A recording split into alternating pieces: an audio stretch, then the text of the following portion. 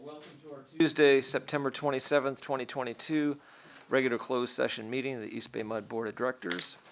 Sorry, we're starting a little bit late.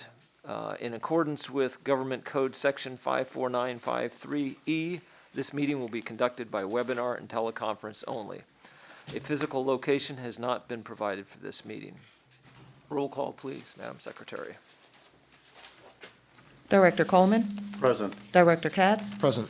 Director McIntosh. Here. Director Mellon. Present. Director Patterson. Present. Director Young. Yep. President Lenny.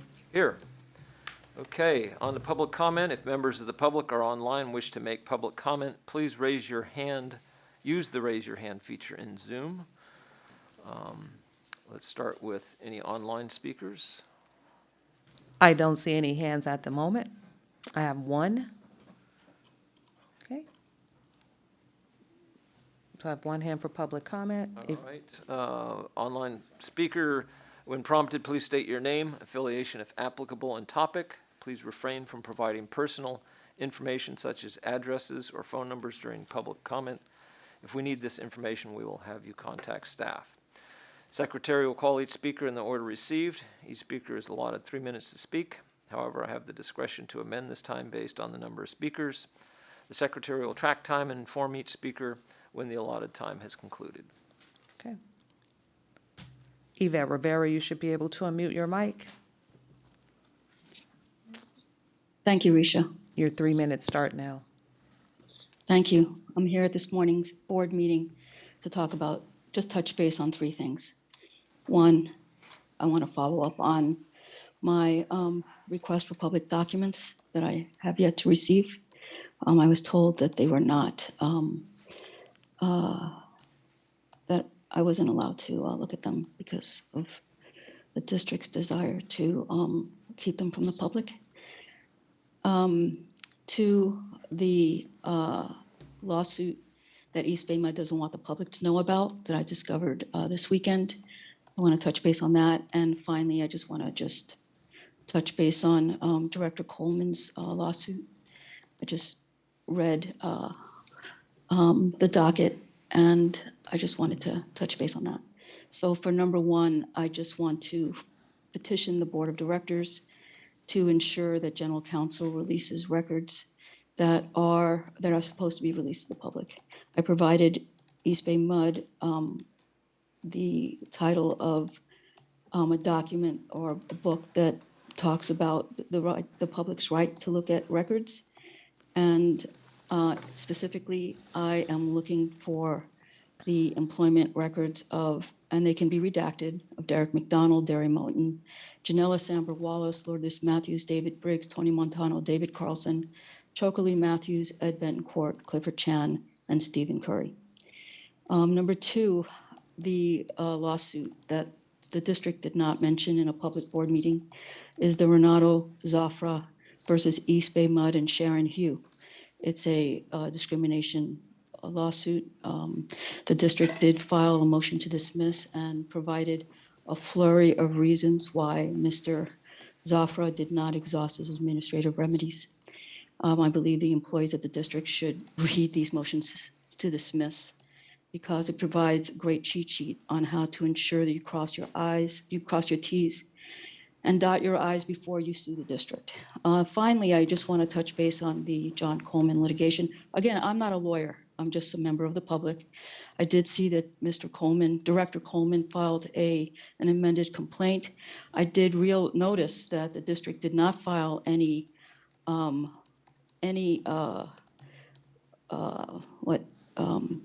I don't want to say motions, but they didn't mention that he did not exhaust his administrative remedies. Again, I'm not a lawyer, but I assume that the public and employees have to file a writ of mandate to request agencies, I guess, comply with a request before they can proceed in court. So again, I hope that the district is serving the interest of the public by ensuring that when they file their demurs, that they include everything possible so that the public's interest is protected. That's all I have. Thank you. I yield. All right. That's it. Other speakers? We have no other hands for public comment. Okay. Well, then with that, we will convene to discuss closed session items, agenda items. We are scheduled to return to our regular meeting at 1:15. All right, welcome to our Tuesday, September 27th, regular business meeting of the EBMUD Board of Directors. In accordance with Government Code Section 54953E, this meeting will be conducted by webinar and teleconference only. A physical location has not been provided for this meeting. We will receive reports from the September 14th Los Vaqueros JPA and the September 26th Dublin San Ramon Services District DERWA meetings, and this morning's Planning Committee meeting under item 12. A roll call, please, Madam Secretary. Director Coleman, Present. Director Katz, Director McIntosh, Here. Director Mellon, Present. Director Patterson, Present. Director Young, I'm here. President Lenny. Here. Please join me for the Pledge of Allegiance. I pledge allegiance to the flag of the United States of America and to the republic for which it stands, one nation under God, indivisible, with liberty and justice for all. Okay, we have a couple presentations to start things off with.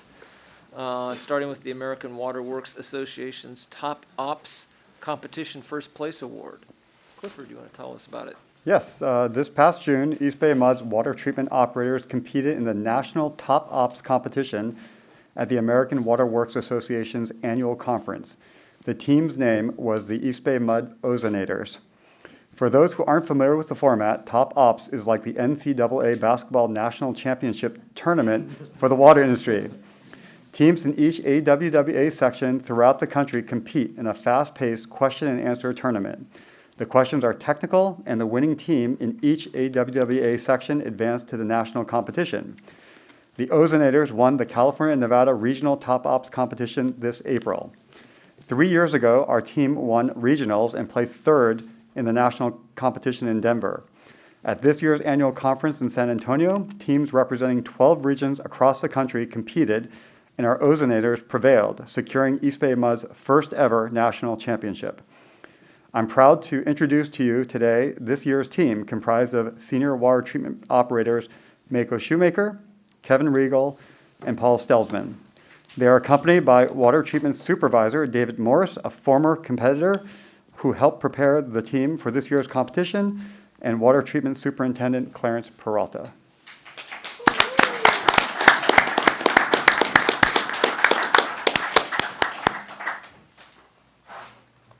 Apparently, I don't get to give you guys just one thing, so I'll start with the easy one, the first place award.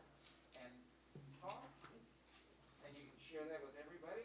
I want to say thank you to each of you for a job well done, and knowing that this was a national competition, the pressure must have been incredible. So good for you guys. So we've got one here. Now, do I just keep on going? So, Kevin, you get the flag with all the names and whatnot, and good job for you. And then finally, woo! Who's our supervisor? Here we go. Come on. So, you got it. Is that full of champagne or anything? Water. A little bit because it has to be taken. It's a photo op, guys. You get it. So, I've never had it where I was the one to hand out 3 things, but I think this is really cool. So thank you again.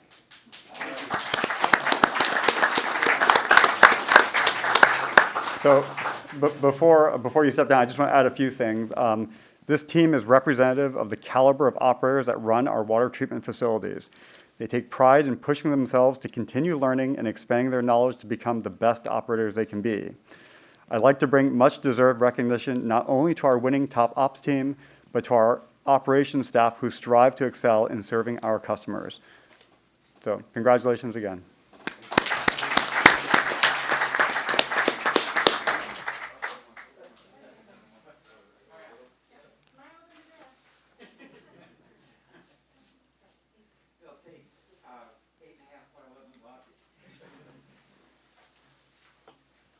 right. Our next presentation is for our General Manager, Clifford Chan, to recognize his 25-year service award.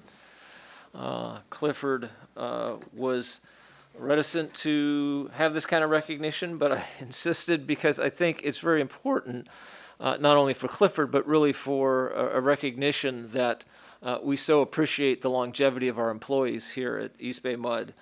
And 25 years represents a lot of experience, a lot of knowledge about the district that I think helps all of us. Obviously, if you're a general manager, that's a pretty big deal, and it's pretty great that we were able to have a general manager from East Bay MUD who has that experience to bring here. Clifford joined the district in 1997 as a junior engineer in the engineering and construction department. In 2007, he was appointed manager of water treatment and distribution, and in 2015, he was appointed manager of maintenance and construction. In 2018, the board appointed Mr. Chan to the position of general manager. During his 25-year tenure, Clifford has worked on and led many important efforts, including the district's pipeline infrastructure renewal program, leak detection program, and the district's response to the public safety power shutoffs, as well as the COVID-19 pandemic. He has and continues to exemplify exceptional leadership while working effectively with our customers, diverse stakeholder groups, and our employees. Today, we'll thank and acknowledge Clifford Chan for 25 years of service to the district. Thank you, Clifford.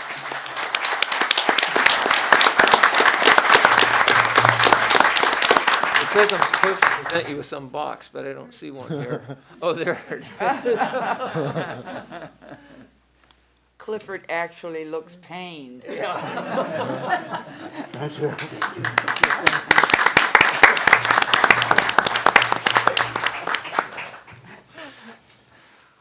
All right, there are no announcements. Oh, come on, man. Okay, I'll just comment again. Just over 25 years ago, at my wife's urging, she told me to apply to East Bay MUD. I wasn't sure that would be a good decision, but it turns out, as always, she's smarter than me and always right. And I haven't regretted a single day here at East Bay MUD. It's been a fantastic career, and I hope to continue to serve you as general manager. All right.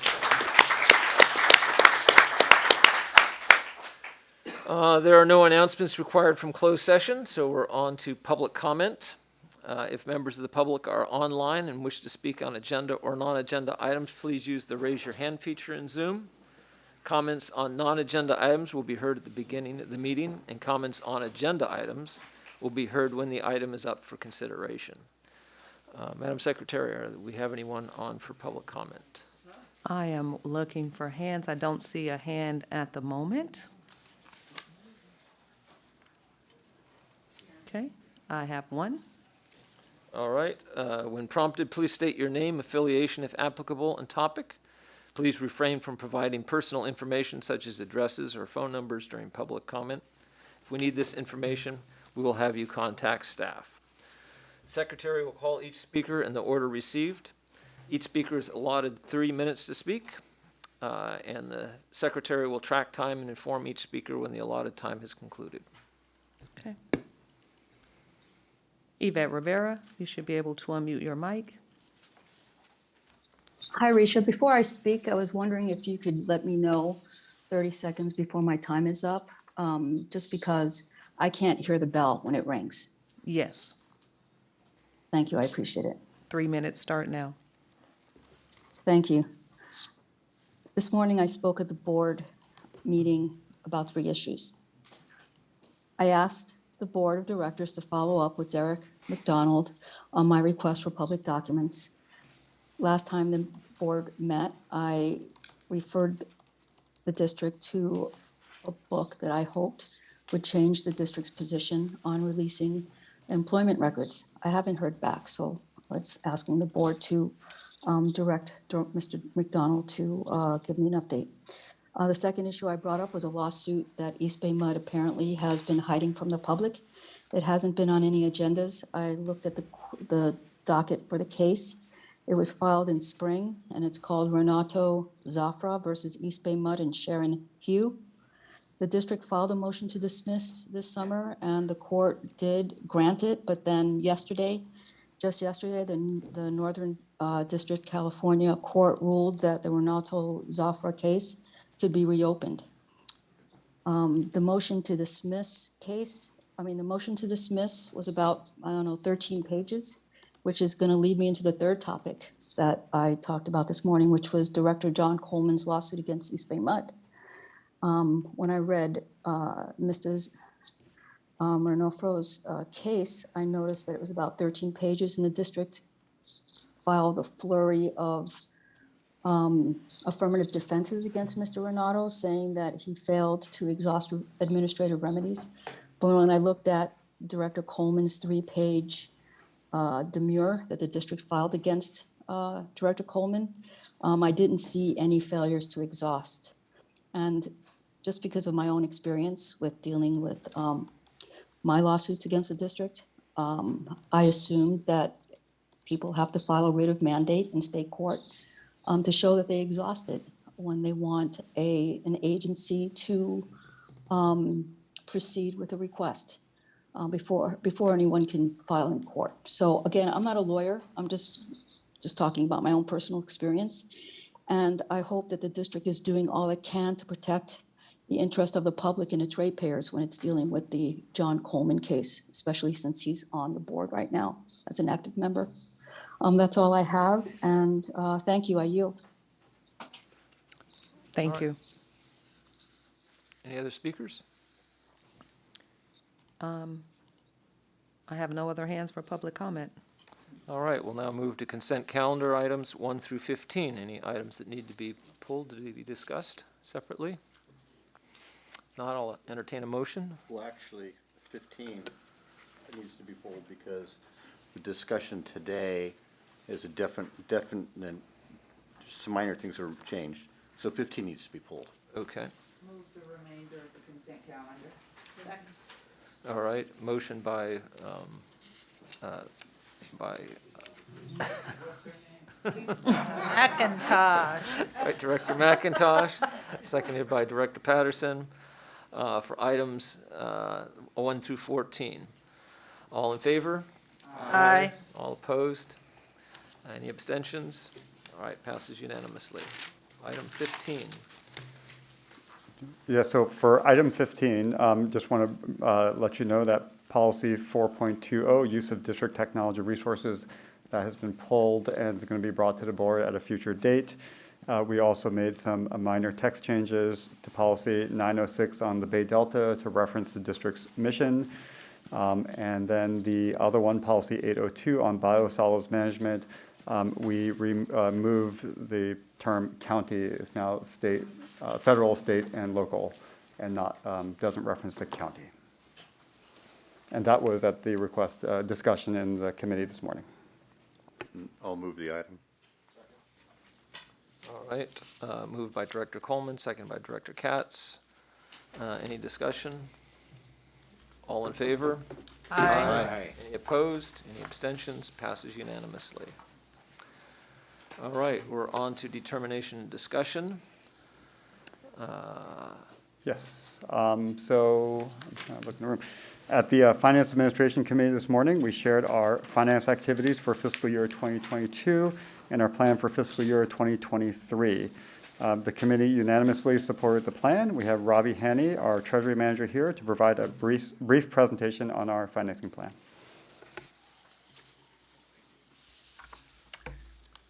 Okay, so good afternoon, everyone. I'm going to spend the next few minutes, as General Manager said, talking about our financing plan for this fiscal year.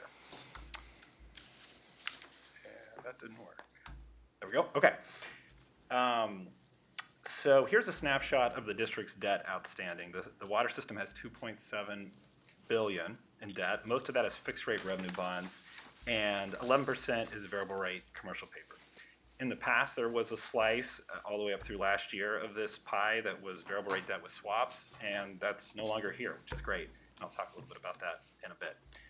The wastewater system has about $360 million in debt, 98% of which is fixed rate revenue bonds. Both systems have very high bond ratings. The water system is rated AAA by both S&P and Moody's, and that's actually a recent change. Moody's upgraded us to AAA in May. And to our knowledge, we're the only California water system rated AAA by Moody's. So it was great news when we got it. The wastewater system ratings are almost the same. The only difference is that Moody's has them one notch below AAA, which is still a very strong rating. Okay. Here is a snapshot of what we did last fiscal year in terms of debt. It was actually a pretty busy year. We paid down $17.8 million in water system commercial paper, and we paid down $1.3 million in wastewater system extendable commercial paper. We also issued new money bonds in June, which provided $150 million for the water system for capital projects and $20 million for wastewater. And we did 2 refundings, one for each system, and that provided $14 million in debt service savings. So those were refunding for savings. And we issued bonds, I mentioned this earlier, to refund our $105 million in variable rate bonds and terminate the associated swaps. This is known as a de-risking. We've talked about de-risking in the past at these meetings. And we did it on a cost-neutral basis. And we're really excited about this. It was one of our favorite pieces of that financing because it ends a decade-long effort to basically remove all of our swaps, and we've completed that. So there are no more. Here is the proposed fiscal 2023 financing plan. Since we just issued bonds in June, we don't expect to need to issue more bonds for capital projects this year. We are planning to pay down $10 million in commercial paper for the water system, and that's already in the budget. That's the plan. In addition, we'd like to call some bonds early. There are $14.3 million in water system bonds that will be callable this year. And we'd also like to fully pay down the wastewater system's $8 million in extendable commercial paper. I have slides on both of these last 2 coming up, one slide for each, and each of them would require a budget amendment, which is one of the 2 agenda items or kind of sub-agenda items for item 16. Okay, so we have the opportunity to call $14.3 million in water system revenue bonds on December 1st. The bonds have coupons ranging from 4% to 5%, and that's higher than our recent borrowing costs. It's higher than current borrowing costs, and then it's also higher than the earnings rate on the district's investment portfolio. By calling the bonds early, the district will save $1.6 million in interest over 4 years. And this strategy requires a budget amendment because we would need the spending authority to be able to do it this year. Like I said, they're callable December 1. Feel free to stop me anytime with questions. And then the last piece of the plan that I mentioned previously, right now we have $8 million in wastewater extendable commercial paper. And that's a pretty small program. It's actually down from $15 million 3 years ago. And the interest rate on the program has gone up because interest rates have gone up. So it's about 2% right now. It will most likely go higher. The program also has ongoing support costs, and some of those don't really scale down as we've decreased the size of the program. So with the program being small and with interest rates up and rising, we're recommending just fully paying off this small program. It will lower interest costs, and it will decrease the risk of having exposure to this market. The extendable commercial paper market is an interesting one. It's worked out fine for us to have it, but it's very small, and we think it's probably fragile if there were ever like financial market turmoil. It's just kind of an esoteric corner of the commercial paper market.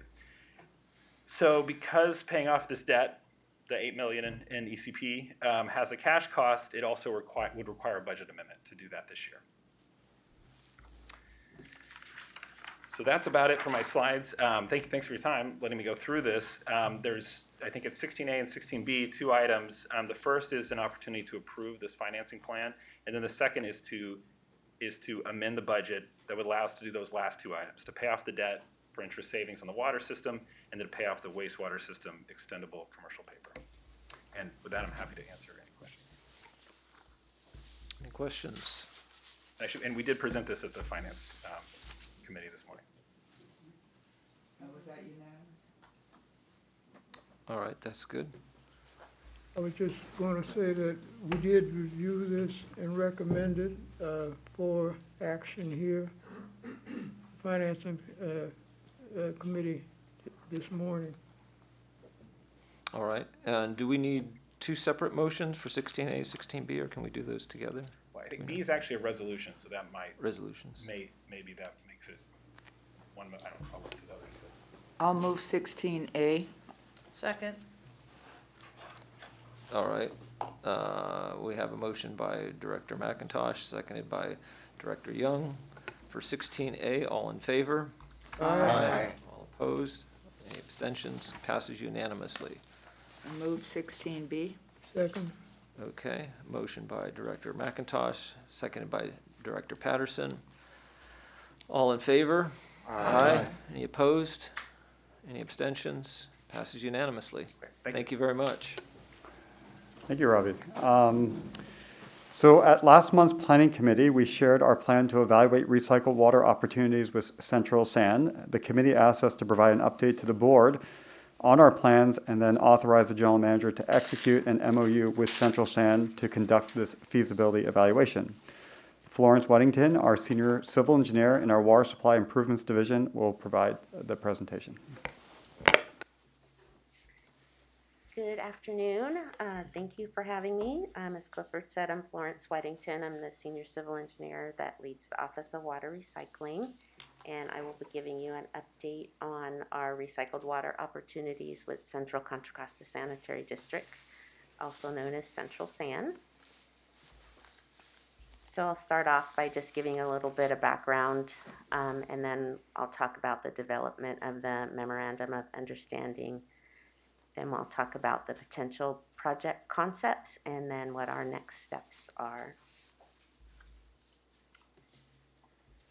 So the 2019 Recycled Water Master Plan update, it evaluated the district's existing recycled water program, and it identified and assessed both non-potable and potable reuse opportunities and recommended a portfolio of non-potable projects to achieve the goal of recycling 20 million gallons per day by the year 2040. And even though the recommended portfolio consisted of non-potable projects, there were several potable reuse opportunities that were identified for evaluation in the 2024 Recycled Water Plan update. Central San was identified as a potential partner, and they would put their secondary effluent through full advanced treatment before it would enter our water supply. So I'll start just telling you a little bit about the MOU. So in May of 2022, or excuse me, May of 2022, we started discussions with Central San on potential recycled water opportunities. And as a result of that, we were able to prepare a draft MOU to collaborate on studying some of those concepts.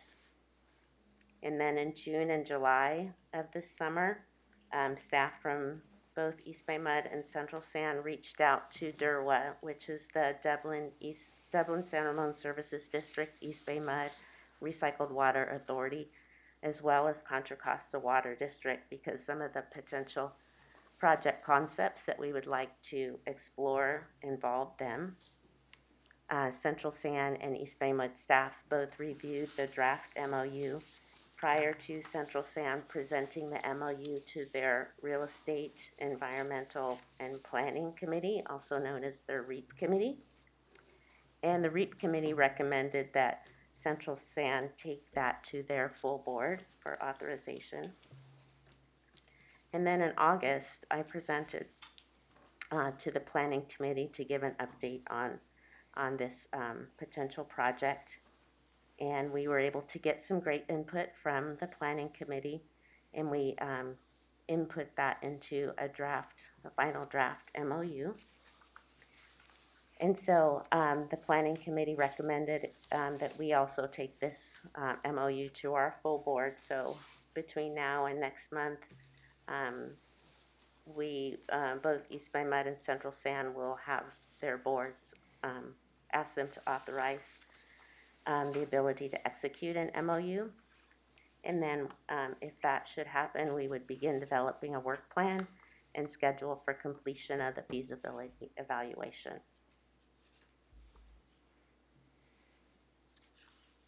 So the MOU, it's a non-binding agreement for us to work collaboratively on a feasibility evaluation of multiple recycled water project concepts. The MOU supports the development of new recycled water projects and promotes regional collaboration and partnerships while promoting the values of sustainability and equity within the district and Central San's respective service areas. The agencies would work collaboratively on public education, public outreach related to the recycled water project concepts identified in the MOU.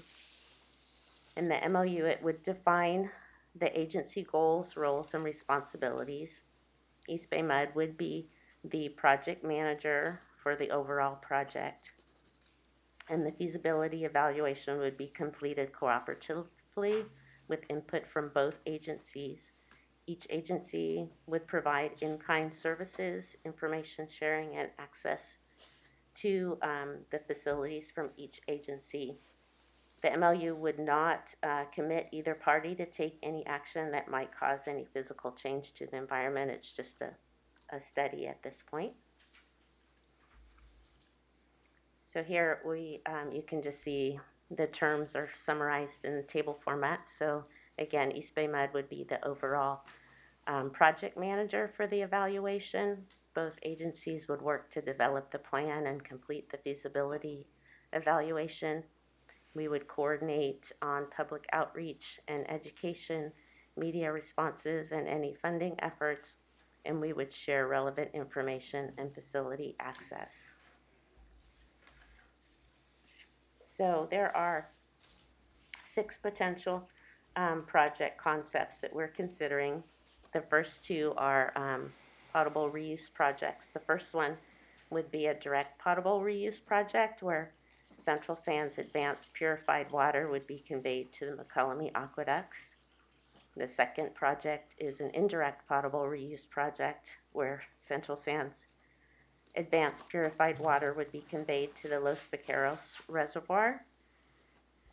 The third project that we would consider would be a refinery recycled water exchange project where we could assist Central San in the funding of a recycled water treatment and service to the refineries in exchange for receiving raw water supply from Contra Costa Water District.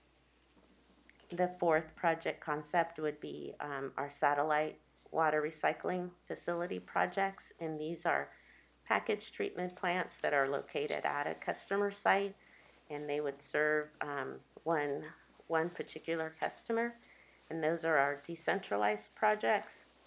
And then the fifth project concept would be a La Marinda project, which is a centralized project where recycled water would be delivered to portions of La Marinda, which is Lafayette, Orinda, and Moraga, that area. And the source of that recycled water would be Central San. And then finally, we would look at the San Ramon Valley Recycled Water Program. We would explore the concept of Central San as a potential DERWA partner, and we would also look at what it would take to expand the DERWA Central San Diversion Project, which is a project that was operated for the first time last summer. And we would look at getting increased supply and extending that project. It's currently a pilot that would last from 3 to 5 years, and we'd look at extending that project in a more long-term way. And so our next steps, I would ask that the board consider authorizing the general manager to execute the MOU at Central San. And should you take such action, we would be prepared to prepare a work plan in collaboration with Central San, and we would identify the scope, schedule, and resources needed to complete the feasibility evaluation. And then we would provide an update on the feasibility evaluation at the 2023 Long-Term Water Supply Workshop. And then finally, the results of the feasibility evaluation would be used to inform the district's 2024 Recycled Water Plan update. So with that, I will take any questions you might have. John. Unmute myself. Florence, good presentation. our goal's 40 million by 2040. Are we at 14? 20 million by 2040, I'm sorry. Are we at, was it 14.6? What is the number today we're at? We have the capability of serving about 9.5 million gallons per day. What's interesting, Frank and I, and Michael and Clifford were at the DERWA meeting, and Linda too, last night. And this year, the DERWA project did not use any of the central sand. They didn't turn it on because there wasn't a need, which I found pretty fascinating, that we're in a drought, and I guess people are conserving, including recycled water, which is interesting. We currently have a moratorium, which, had I thought about it more last night, I didn't put the two together, which is my fault. We have a moratorium on hookups where we have, where maybe that needs to be revisited. Since we have the product to sell, the concern when the moratorium was put in place, I think in 2018, was that we didn't think we'd have the commodity to sell, but we're not even using all the commodity, even on the hot peak days now. That's right. So that's one thing to think about. The other is, you listed a number of potential projects, which is awesome. Personally, I'd like us to see us higher than the goal that we've established for the year 2040. And if we were to put a rough number on all the projects, let's assume they were to go through, what would that get us to? And potentially in terms of recycled water sales by 2040 or 2050, because I know it can take a long time for the building permit process and everything else. So you're talking about the 6 projects? Yes, yeah. Okay, so we would do one or other of the direct potable reuse or Okay. indirect potable reuse, and those could be between 5 and 10 million gallons per day Okay. for those projects. The refinery exchange, I'd have to get back to you Okay. on what that number is. The satellite projects are a little smaller. They're probably around 200 to 500 million gallons per day, depending on what we would serve.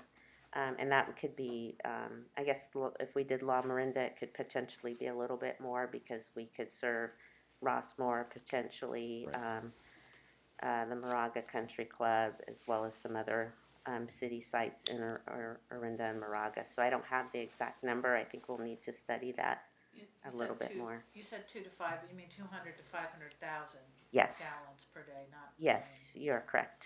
Thank you.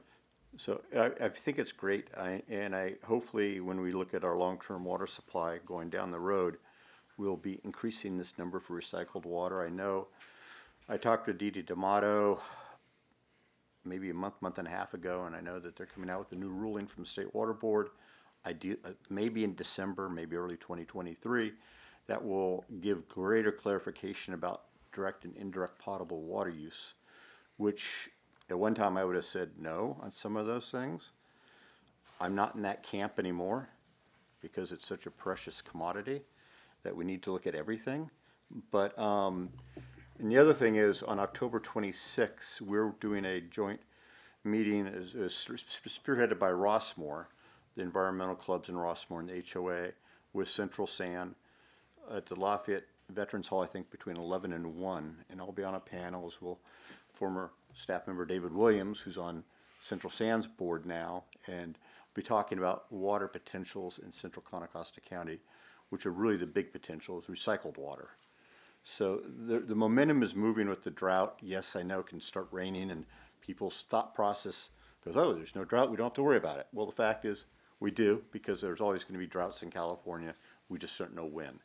So I'm encouraged by this, but I would hope that as we look at the long-term water supply down the road and workshops, that we really look at increasing the number from 20 million gallons a day to a higher number, and looking at what the options are. I know there's some political ramifications with direct and indirect usage of water, but we have to deal with that, and I think we're in a good position, quite frankly, to deal with it when we're in a drought. So thank you for the presentation. Thank you. Any other comments? Marguerite? Yeah, just actually a question, and you probably answered it last month when we were at planning committee, but for the Los Vaqueros indirect storage option, I'm assuming that, or I'm just wondering, I guess, if we're anybody is putting water, sort of recycled water into Los Vaqueros, and now there's all these partners in the expansion project that at the point, when do recycled water molecules expire? I'm just trying to think about how the syncing up of, would we in fact need to get the agreement of all of the partners participating in the LV, JPA to say, yeah, it's okay with us. Same as we'd probably want, if the shoe were on our foot, to be able to have a say if, Grasslands or somebody figured out a deal with Central San to store, because anybody could store water in LV that they're going to use, right? Marin, or, whomever, right? I don't know if Marin is a JPA partner. They're not. But you know what I'm saying. Basically, everybody and their sister are, in the LVJPA in terms of the Bay Area. So that would be part of the feasibility evaluation is, figuring out what are the our assurance? partners might think and what other issues they may have. But that would be part of the evaluation that we would look at. Okay. And the second on the direct, so we are, in terms of the feasibility, for putting water into the McCollum Aqueduct, it would then go to further it would then get treated again. Yes. At Walnut Creek or Orinda, depending. Yes. Would there be a way to bifurcate it to store in Briones prior to treatment at Orinda, or is that, again, part of the feasibility that I see nodding? I'm not the operations expert. Be able to. Short answer is yes, it's possible. Yeah, because we sip water, the water that we took from Yuba went into the local storage down here. It did, but into the San Pablo and Yeah. USL. So yeah, the water, by virtue of the aqueducts, 3 of them, we could separate the water in that way, yes. Okay. That's All it. right, other questions, comments? All right, let's take a vote then on that. Thank if I you can very have a- much. I'll move the Motion. item. Second. All right, moved by Director Coleman, seconded by Director Young. All in favor? Aye. Any opposed? Any abstentions? Carries unanimously. And just for everyone's information, part of this discussion was covered last night at the DERWA meeting in terms of the interaction between Central San, DERWA, and East Bay Mud. So Florence gave us a piece of that as part of this presentation. Thank you. And the planning committee did hear this extensively last month as well. Good. And wanted it to come before the full board.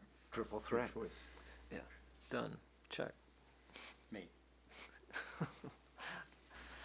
All right, so the next item is adopting a resolution to declare October 5th, 2022 to be Clean Air Day at the district and encourage all employees to participate in Clean Air Day. And I have a few comments here about this.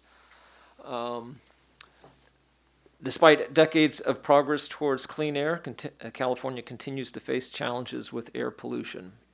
The San Jose, San Francisco, Oakland area has some of the worst air quality in the United States.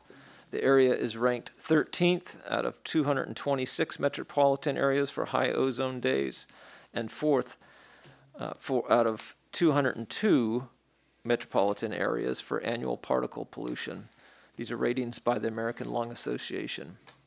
We are also experiencing the effects of climate change, such as increased wildfires, more frequent droughts, and heat waves caused by greenhouse gas emissions. As an environmental steward, the district has been taking actions for some years to address air pollution, including participating in the Bay Area Air Quality Management District Spare the Air Employer Program, promoting an alternative commute program, adopting aggressive greenhouse gas reduction goals, purchasing more efficient and cleaner vehicles, using renewable fuels, joining industry groups such as CalSTART and the Global Drive to Zero, supporting clean transportation, and expanding renewable energy generation. This resolution will affirm the district's role in protecting the environment and support employee action for clean and healthful air. Can I, any comments or questions? Can I get a motion? All right, motion by Director Patterson, seconded by Director Katz. All in favor? Aye. Any opposed? Any abstention? Carries unanimously. Thank you. Thank you. So next we have our drought update, where we provide updates on our water supply status, as well as progress on our water shortage emergency action plan. I do want to say that our customers are continuing to conserve water. For September through the 25th, our water use is down 13% compared to the 2020 baseline. David Briggs, our Director of Operations and Maintenance, will begin the presentation. Okay, good afternoon, President Linney, members of the board. Okay, here we go. All right, so we have 4 more days of this water year. The new water year starts on Saturday, so we'll see what next year brings. We are right in the middle of diverting our Placer County Water Agency purchase. We purchased up to 20,000. We're about 14,000 acre feet diverted already. Freeport's running at full capacity right now. That'll continue for a few more weeks. So the 20,000 that we hope to get from Placer, plus the 33 that we already diverted over the winter from the CVP, gives us about a little over 53,000 acre feet of water that we have brought into the service area this water year, which is one of the reasons why our storage levels are a bit higher this year as we conclude the water year compared to a year ago. The other reason being that it was slightly wetter this year than it was 2 years ago. So you can see here that we're at 64% capacity up country. That being said, Comanche is 5 feet higher than it was last year, so we are in better shape, and we're doing reasonably well here locally. As we've reported many times, our carryover storage as we go into the next water year is going to be about 510,000 acre feet. A year ago that was 435, I believe, so much higher. And we'll be running Freeport for a few more weeks. We'll get the full 20,000, and then we'll wait, and we'll see what we get from the sky or from the Bureau of Reclamation or from the transfer market as we go into next year. And I think it's Alice now.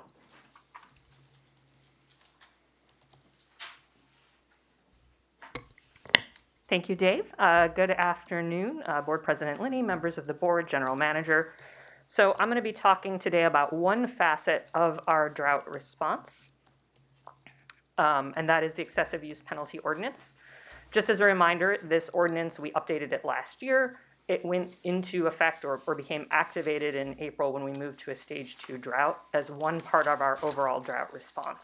And again, it is just one part of our drought response. As you've heard me and others talk about many times when we do these updates, we've been doing a lot of outreach to our customers, developing new programs. We've got a lot of tools and systems in place to help reduce water use overall. And as the general manager just pointed out, it seems to collectively be working, and water use has been lower this summer than in 2020. So just a little bit of background on the excessive use ordinance, just as a reminder. We are required to have a system in place to target or reduce excessive water use during certain drought conditions. This was codified in a state bill in 814 that was passed in 2016. We're required to have a system in place anytime that we have mandatory rationing or local conditions affected by a drought emergency. So when we moved to stage 2 drought with the 10% mandatory rationing, we were required to activate the ordinance. The thresholds for the ordinance do go down as the drought becomes more severe. We are currently in a stage 2 drought. So currently the penalty imposed by the ordinance is, I believe it's $2 per unit above that threshold of 66 units per month. But again, if we move to a more severe drought, if conditions continue to be dry, that threshold would go down. Water agencies are legally required to respond to Public Records Act requests with some limited information about customers who violate the EU ordinance. So just a little bit of information about process and appeals. And again, just taking a step back here, I think collectively our goal with this ordinance really is to discourage and reduce that excessive use of water during these drought conditions. So as part of that, we've been doing a lot of outreach to customers to let them know about the drought, to let them know about the ordinance. I think considerably more than we've done in the past, more than we did in 2015, 2016. I think that's one thing we've definitely improved. As you'll recall, in May, we sent courtesy notifications to about 13,000 customers that had shown a history of high use at some point in the previous year. If customers did have a first exceedance, so the first billing cycle where a customer exceeds the threshold, they get a warning letter that's actually mailed to them that's separate from their bill. We've also been doing outreach through our website, through home water reports with some targeted messaging to customers with high use. So we really have been trying to get the word out about this. We do have an appeals process. So when customers, if customers have an exceedance, as I mentioned, that first exceedance, they get a warning letter. If they have another exceedance, they get a notification on their bill statement that lets them know they violated the ordinance. At that point, they have 15 days to file an appeal. We can grant appeals on the basis of if there's like a medical reason, if there's a leak, if the customer can show, hey, I had some kind of a leak, but I got the plumber in and fixed it, or if there's some type of billing or meter error. Obviously, if it's a problem with our meter, we're not going to, penalize somebody for that. And I do want to say that water conservation staff are always available to assist these customers and help them get into compliance. And we have heard from some customers who've gotten in touch with us either due to the courtesy notification or the warning letter or even with the violations. And we've been able in some cases to work with people and help them find ways to bring their water use down. So again, just to stress that certain information about these customers has to be provided in response to Public Records Act requests. So. Could I ask a question? I'm sorry. Yeah, absolutely. When the notice letter goes out, is there something on the outside that says warning from your friendly government agency or big red mark around the envelope or otherwise? So I think there's two different things. When the first time somebody has an exceedance, they get a warning letter. That is a separate letter. I'm not sure if the envelope, has sort of flashing red lights on it or anything like that, but the letter itself does have some pretty clear language to try to get people's attention and make it clear that, like, yes, this is a warning letter. When customers have a second exceedance, it's just on their bill. It's just a line on their bill showing the penalty. Could you get us like a copy, picture like an of the envelope?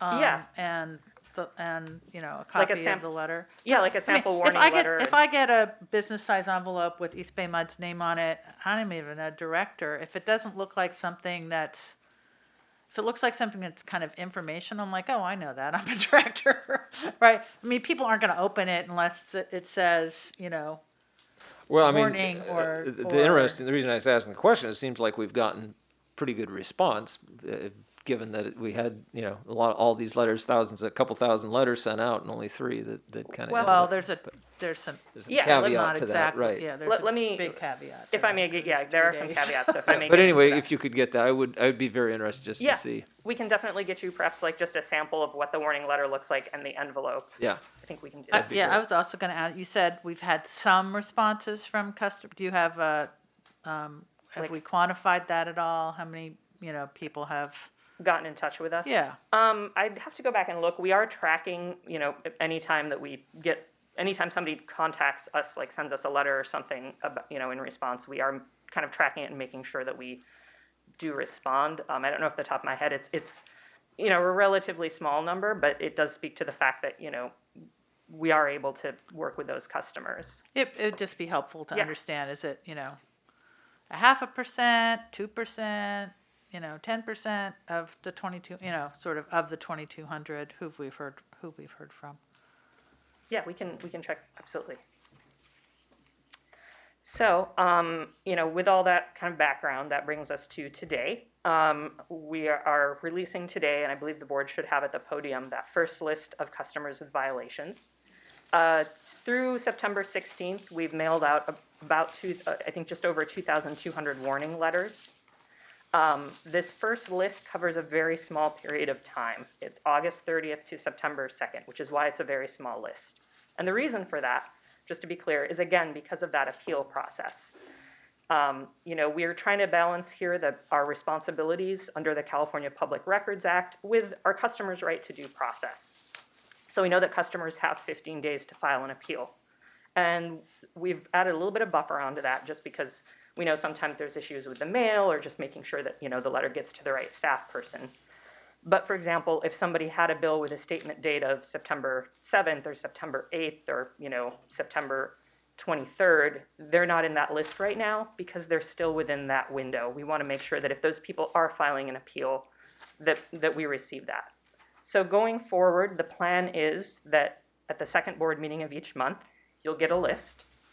It will similarly go up through a period of a few weeks before, again, so that anybody who's still within that appeal window, you won't see their name on the list. We are tracking in our system anybody who has requested an appeal, whether, even if somebody requests an appeal and it gets denied, they have the right to file, a second appeal. So we are keeping track of that. So the gist of what I'm trying to say is just basically anybody who's still in that appeal process, we're not going to be releasing their names until they go through that process and exhaust all their remedies. So it is likely that the next list that you receive next month will probably be larger. It might have like a couple hundred names on it. We are, as I've mentioned, required to respond to Public Records Act requests. I believe we've at this point gotten, I think it's 7 requests from the media for this information. So the plan is that information will be released to the press after today's board meeting with, a memo kind of explaining a little bit, and giving a little bit of this detail about the appeals process and just the fact that like, hey, we're not going to release any names if people are still in that process. So, yes. What about individuals making information requests? Do we have any of those? No, no. Risha's shaking her head. So a couple, Next. So I'm looking at the 3 names and properties on the list. And so do we even assess, I'm looking at the property on 8th Street in Richmond. Those are extremely small lots. Yeah, so it is, I don't want to get into too much detail in the public meeting just because, out of respect I for didn't these say the customers. address out loud or the name. Yeah, no, that's fine. So, yeah. But I do want to let you know, typically this type of water use, it's either irrigation or it is a leak. Okay. I'm so- assuming a leak, yeah. Yeah. Okay. So So it's up to the owner of the property to come forward and make the appeal after he's gotten notice. that is correct. Okay. Yes. so, I'd same, because 2 of the 3 are in my ward. I believe actually, no, this one might actually be in Bill's ward. It is in Bill's ward, but, one of them I just looked up on Google Maps. I'm not surprised. They need the lawn replacement rebate, badly. The other ones, it seems like this is a knock on the door. We think you have a big bad leak going on because they just do not look like they could, unless they're selling water to somebody, there's, I don't see any way that they could these properties could possibly be using that much water. I also had a customer, a constituent, contacted me because her, she got a excessive water use warning, one of the real-time warnings, which is another thing that we're now doing to help people, sort of detect, unusual excessive use. And it did turn out it was it was us. The meter reading had been done incorrectly. And she had a 1-day spike of, 12 or 1,400 gallons or something like that. And, I helped her, I told her who to contact at customer service and it got corrected right away. But I'm just, these things also seem like they're not just excessive use. They're also opportunities for active engagement when we look at the list of where the addresses, actually look at the addresses. Are we, if we're doing something like that, we should be going out proactively and, doing more than sending a letter. Did you want to start, Alice? Yeah, so a couple of comments on that. That is, are absolutely right. I mean, so as you know, we do have our leak alert and high use notifications that go out automatically. The one issue, and the way that works is it's the software, right? The software looks and says, hey, Alice Tui, your use was at a certain level, and all of a sudden it jumped up. Looks like you might have a leak or something. And then there's it gives the customer a link to our leak resolution tool with a lot of, resources. The problem with that is if my email address is not in EBMUD system, we don't have a way to send a leak alert. So something that we've started just recently, because of the drought, you might recall we have a couple temporary staff who joined water conservation. So they're on board, they're up and running. So we're starting to do more proactive phone outreach. So in those cases where, our system shows, hey, it seems like this person has a leak, but we don't have their email address, we're gonna actually try and call them by phone, especially for some of those larger leaks. We're also gonna do some follow-up calls to people who have gotten leak notifications, again, particularly for those higher leak volumes, but maybe they haven't responded or taken any action. We have, it is a little bit tricky because we don't know what the future will bring in terms of how many customers are ultimately going to be affected by this or might have violations. But we have been trying to make outreach to these 3 individuals. Yeah, I mean, it just seems like we could also just do some looking. Something doesn't require, if you see this kind of use in certain areas, it just like doesn't, it just doesn't make sense on the sort of prima facie doesn't pass the, like, what's going on test, right? Yeah, and I think just to reinforce what Alice talked about, I mean, we don't know if we're going to get hundreds or many hundreds. So we have that standard process where we notify.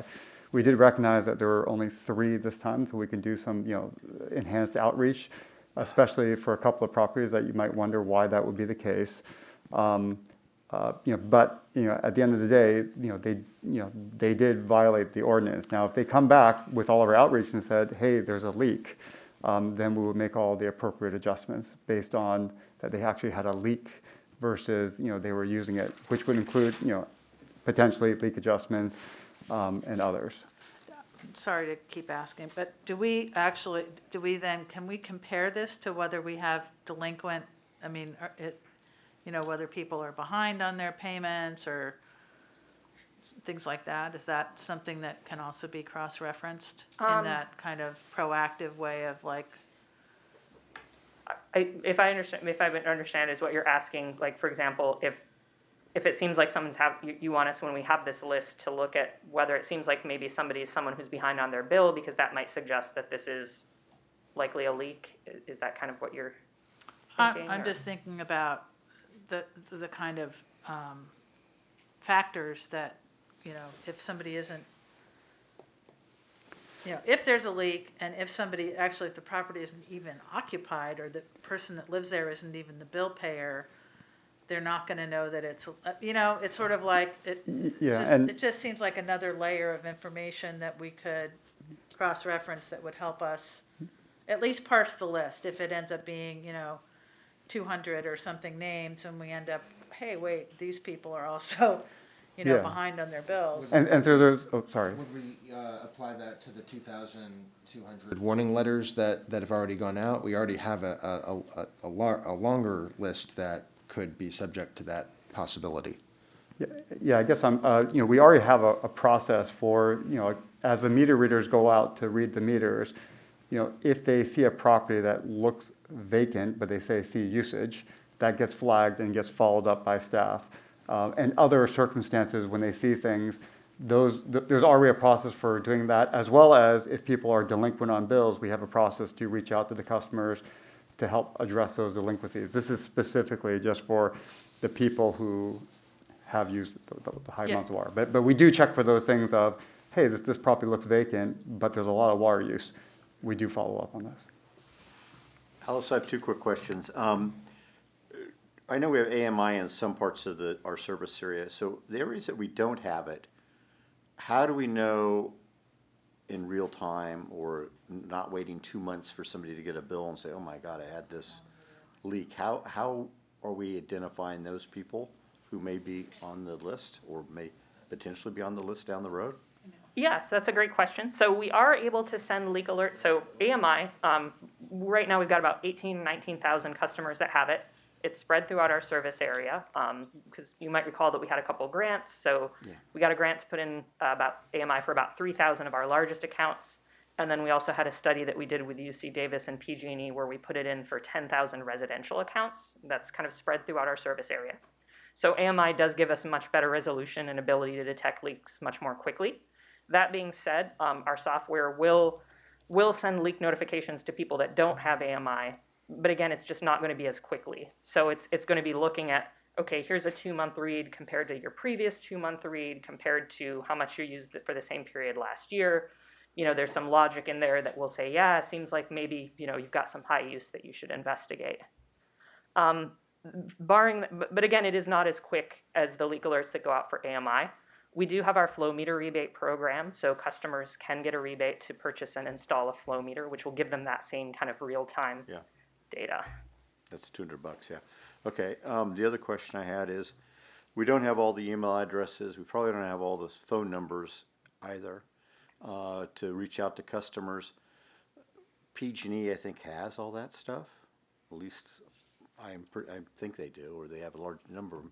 Have we talked to PG&E about being able to access that contact information for people who we don't have the contact information for, so that we have a better ability, a quicker ability to get a hold of people versus trying to send a letter or an email or whatever that they may or may not read? Or they may read it too late. Yeah, I don't know that we've had any discussions with, for example, PG&E about that. That is, you know, that would lead to some data sharing issues. Andrew? Yeah, there's certainly, go ahead, Andrew. Interesting that you asked that question. I just had a meeting with PG&E yesterday, collaborating on cap promotion, and the topic came up about sharing customer information, and they definitely have some concerns about sharing the information with, you know, other agencies because of the privacy issue. So how do we go then about creating a database with how to reach out to our customers versus sending them a letter? By either, I mean, we should have a phone number and ideally an email address that is current in both counts, phone number and email, so we can reach our customers quicker. And it goes also to the point of, you know, when we have a major outage of water in a certain area for 6 hours, that's one way for us to notify people that your water is going to be turned off for 6 hours because we're fixing a break. Yeah, absolutely. So just a couple clarifications. My sense is, you know, that emails, it's about maybe 50 or 60% of our customers that we have emails for. Okay. Phone numbers, I think it's much better. Occasionally you do run into issues where, you know, somebody's cell has been disconnected or something. Phone information, I think we have, I don't know what the numbers are, but I think we have better coverage there. We do have our CRM project that ISD has been working on recently. And I think as part of that, there is, you know, kind of an ongoing marketing push to try to get more customer information, to get people to come and sign on and, you know, give us their email address. I think there was something recently in... Yeah, and I would just say, I mean, just as an example, things that we have done and leveraged, you know, other things that are going on, like PSPS. You know, we would do outreach through multiple ways to say, go log in and update your information, or whether through our pipeline. So we tried different ways to tell people to update their information, leveraging maybe some other things like PSPS. If you update your information and there's a water outage, you know, we can notify you. So I guess one way is when they contact us, we can say, we don't have your phone or email, we really need it, but we can't require that they provide it. We just ask, correct? I believe we do require a phone number, but email. Okay. Yeah, when they sign up for an account, we do ask and get that information from the customer. Okay. All right, thank you. I have one more question about the way we, our leak policy interacts with the excessive use penalty ordinance. So we have a practice of adjusting the bill for a customer who has a leak, and it's a great program because it encourages customer proactive or reactive a correction of a leak, and the ability to get a significant bill reduction of 50% after presenting that information, proving correction to the district. For the purposes of the ordinance, does the leak correction change the build consumption that is seen by the ordinance? Is that a retroactive change that applies and the ordinance will consider that, or is that a kind of hardship issue that's considered on appeal? Yeah, so it is, that's a really good question, and I think the way it works is, a customer does, if they get a notice of violation of the ordinance, they do have to file an appeal. I think at that point, we would discuss with the customer, oh, hey, you had a leak, you got it fixed, great, you provided your evidence, great, you're no longer in violation of the ordinance, so we're going to take that penalty away. And I think at that point, we would also have the conversation with them about the leak resolution and, or the leak adjustment and reducing their build consumption. But they do have to file an appeal. Mm-hmm. Yeah. So that if we ever process the excessive use ordinance is looking at build consumption period for the actual violation, but on appeal, the evidence of the leak can be considered, and that's how a customer gets relief. Absolutely. Okay. Yes. That makes sense. And does our notice or did our warning letters mention leak, or is that something a customer would have to have known or investigated? I'd have to go back and look. I know that we do in the warning letter and in the courtesy notification, we did reference our conservation program and gave some links to our sites that have information about leaks and things like that. But I'm not sure if we mentioned like the leak adjustment process explicitly. I think we just gave more general information about, hey, come to ebmud.com/watersmart for information on conservation and how to identify leaks, et cetera. I mean, I would be concerned about customers claiming a leak, filing an appeal despite no leak, because it does seem, just to avoid the penalty itself. They would need to provide evidence. Yeah. Yeah. But at the risk of encouraging, a frivolous appeal for some, it can be extremely valid and not really obvious for all customers. So I appreciate this discussion, and I would encourage, looking at our outreach to make sure that the possibility of a leak is brought to these excessive use penalty customers, so that we can make sure that everybody has access to the best information. Yeah, we'll take a look at that. All right. Are there Any other questions? Okay. Go ahead, Alice. Yeah, just real quick, so just next steps. As Dave mentioned, we're going to be continuing to divert transfer water from Placer County over the next few weeks. We do have ongoing planning in case next year is also dry, looking at the transfer market. Our excessive use media outreach, well, I guess it's more of a media response, will begin today after the board meeting. We will be sending responses to those media outlets that requested the information. We are continuing our drought advertising and marketing and messaging through October. When we get to the winter, we'll it's not to say that we're not going to be talking about the drought or talking about conservation. I can't stop talking about conservation just in general, but we will be kind of, softening the messaging a little bit through the winter just to kind of give our customers a break, so that if next year is dry, we can kind of, ramp back up and get their attention.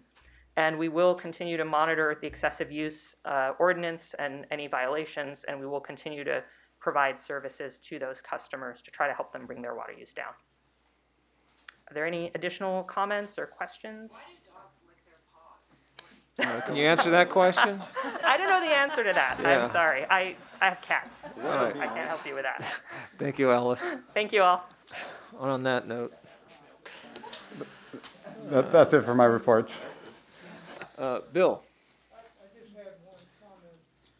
And I know there's only been 3 days included with this report, and I'm sure all the follow-up will take place. On a positive note, though, I got a notification from the district, and this talks about your home water report. And I am in the water score. That puts me in the category that I'm a water saver. So I just wanted to commend you for the advance notice, because that helps people help correct others in the neighborhood should they find problems. And this is great PR for our district. Thank you for the notification. Way to go, water saver. All right, great. Thanks, Bill. I thought you were going to maybe answer the question why dogs lick their paws. Of course, that's to save water, right? All right, we'll now move on to reports and director comments. The minutes from the September 13th Planning Committee meeting was included in your packet. We will now receive a report from this morning's Finance Administration Committee meeting, as well as the other ones, which I'll call off. Members of the board, you've already approved most of the action that was taken this morning. The 4 items on the agenda were approved and recommended for your consideration in line. And I do want to say some of those things that will be coming back for clarification are very important. We'll be making those adjustments. But the foresight for saving money in terms of retiring bonds is notable. And that's your update. All right, thank you, Bill. On to the Los Vaqueros Reservoir JPA. Director Coleman. Thank you. We had the meeting on September 14th, and a couple actions. We approved a contract agreement for a new executive director, Tara Razzini. And Tara is a great person. I worked with her when she worked at AWWA, and then she left and did other activities in the water world, and so it's a good choice. They also approved the agreement for legal services, and they talked about their coming meeting to DC and related meetings, and the DC meeting probably was, I guess, last week, I gather. And that was about it. Great. Thank you, John. And the September 26th DERWA meeting? Well, we solved the question of why dogs lick their paws, but Usually because they're allergic to their food. I'm sorry? Usually because they're allergic to their food or something else. I don't know, but I. No, that's what I know. Yeah. So we had both serious business and some end of service business. There were 3 proclamations that were taken care of. One for Sue Montague, who apparently chose to retire just before the COVID, and we didn't get a chance to really recognize her. But she'd been an essential part of the DERWA secretary, and quite frankly, I called her our Radar O'Reilly. She really kept us on track and was a wonder. So we recognized her. We recognized John Rossi, who was brought in as an interim authority manager. We've now since split back and forth between Dublin San Ramon Services District and East Bay Municipal Utility District. But we did recognize John, and then there was a nice proclamation for me, and the folks gave me a nice little gift too, and I really appreciated it. I thank them. But then we got down to real business, and that was talking about the supplemental supply efforts.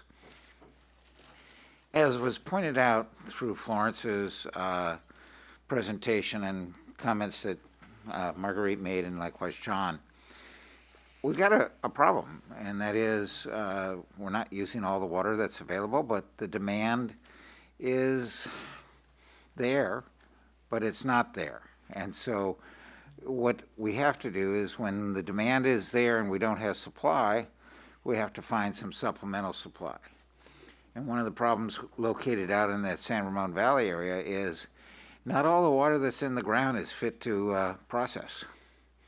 And some of it has got heavy boron contamination, not contamination, but heavy boron in it. It's not a contamination, it's just naturally occurring. So that is going to be a project coming up as to what we're going to do. The operations update got into more along the line of where we are with the project, particularly with Central San. And where we'll go with that. And then finally, a conflict of interest code amendment, which is to be consistent with new regulations. All right, thank you. Wait. Frank sort of damn button. It's my exercise. I get to reach over and push the button up. Frank downplayed the fact that this was his last board meeting, of which he's been like 22, 23 years on the board. Yeah. And there were a lot of accolades, well deserved for his time and service on the DERWA board. So that was downplayed, Frank. I wanted to upplay it. Well, okay. I was appropriately, I was gratified by the things that were said, and I think I'll leave it go like that. It was a good meeting, yes. All right, thank you. Andy? I'd like to report on the liaison committee that we had with the East Bay Regional Parks District.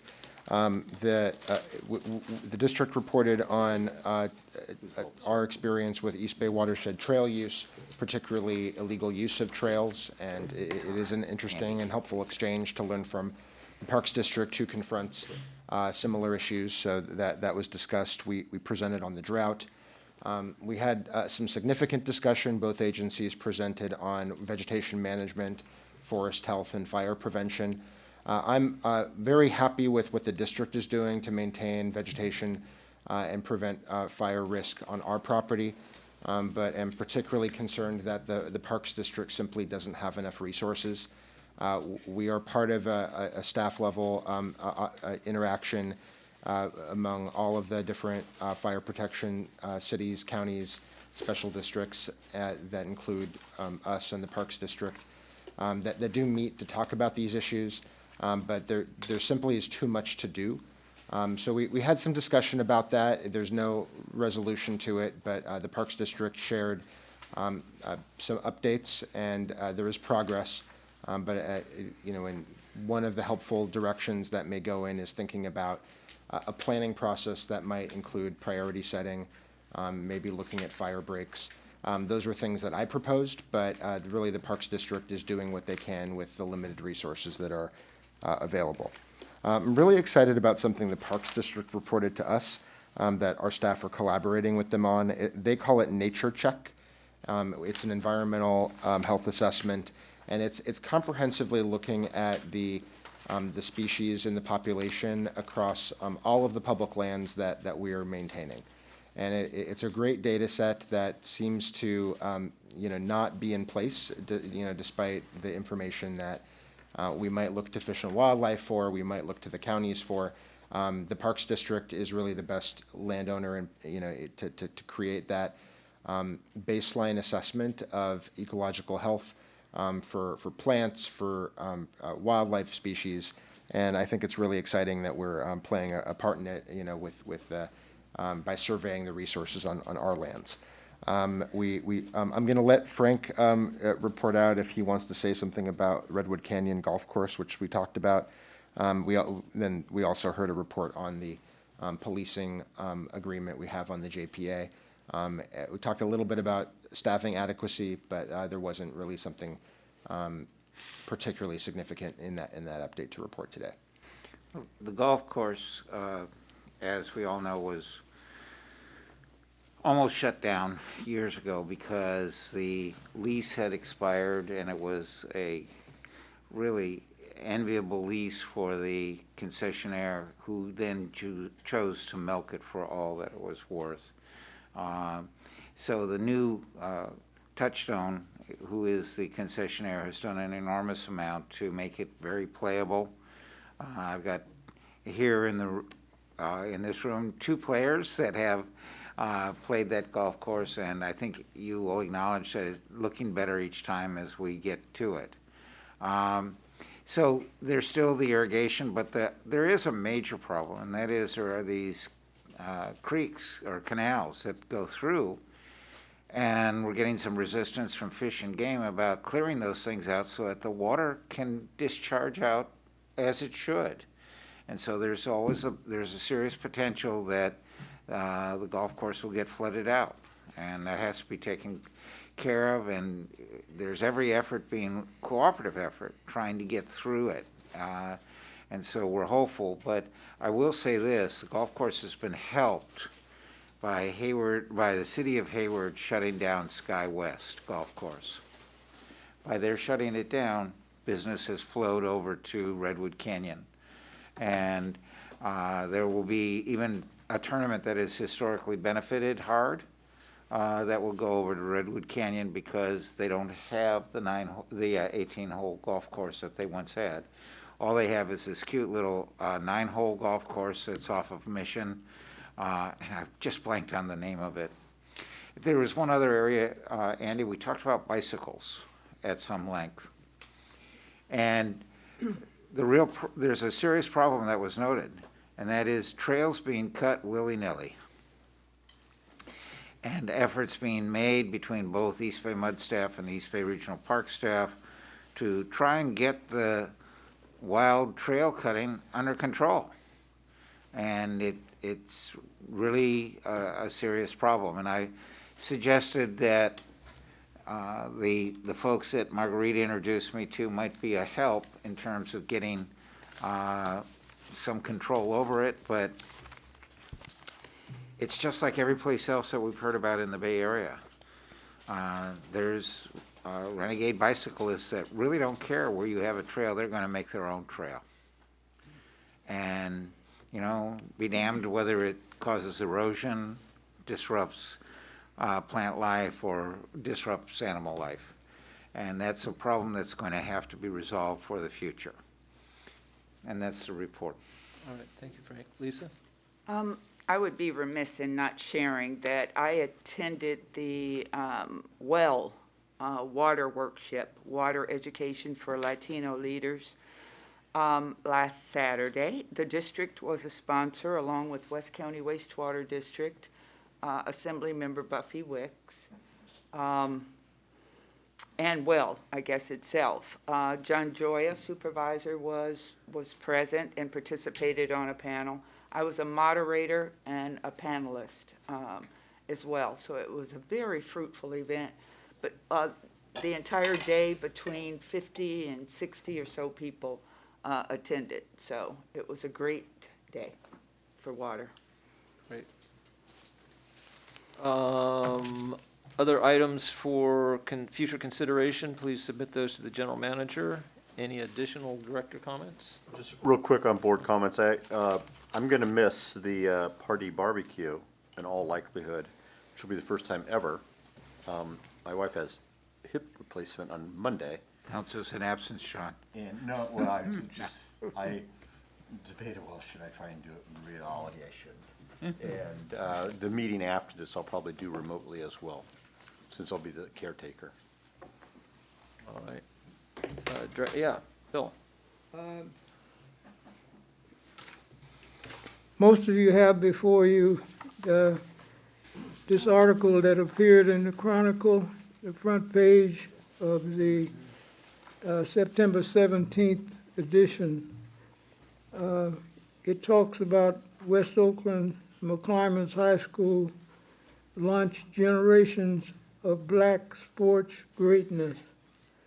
While that's true, in the reporter coming to me to talk about this, they really wanted to talk about my relation with Bill Russell, who is accredited with being the greatest athlete ever to come out of West Oakland.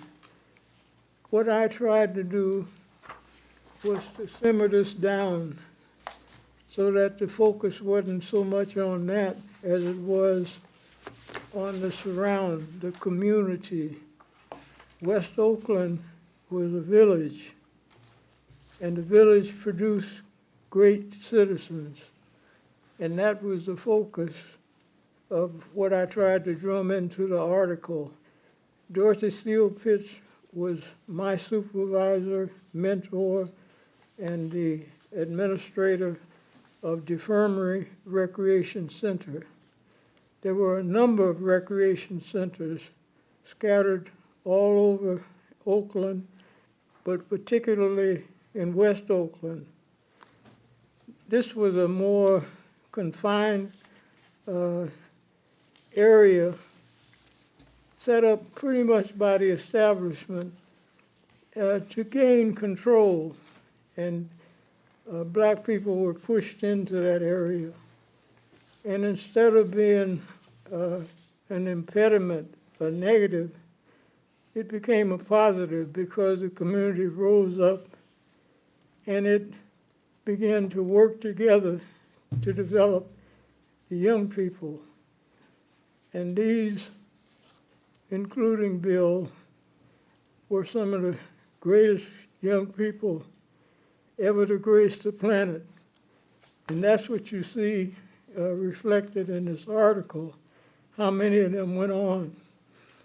2 Medal of Freedom coming from one high school, the only one in America and in history. Frank Robinson was the first coach, he was the first manager of Major League Baseball team. And of course, Bill was the first coach of the NBA team, Boston Celtics. Those were not the things that they were chronicled for in terms of the Medal of Freedom. Sports was just one aspect. It is what they did to enhance things for the people of America, what they represented. That was the focal point that I was trying to establish. That's where I came from. We were a village. We were in the leadership of the village. We brought the best of the outside to the inside, and we taught inside the best of the outside. And that's why so many of them were equipped to go forth and take places all over the country. I've been receiving phone calls, Washington, D.C., New York, everywhere the spread is.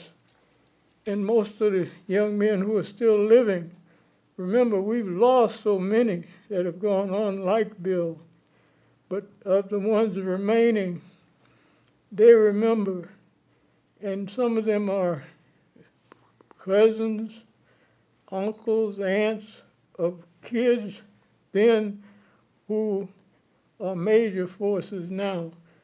You think of Ron Dellums, you think of the ones that have legacies, all coming out of the West End.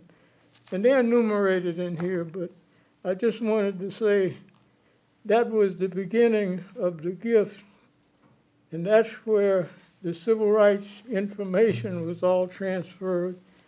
That was the basis of their growth and development in coming up.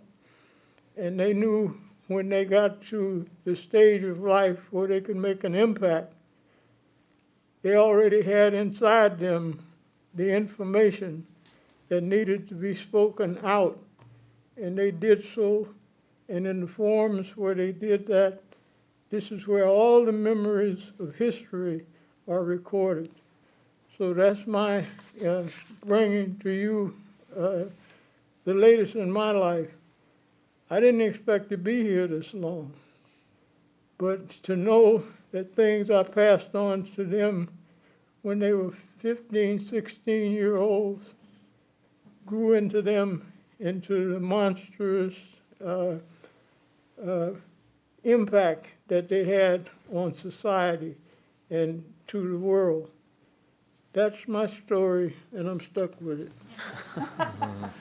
Thank you, Bill.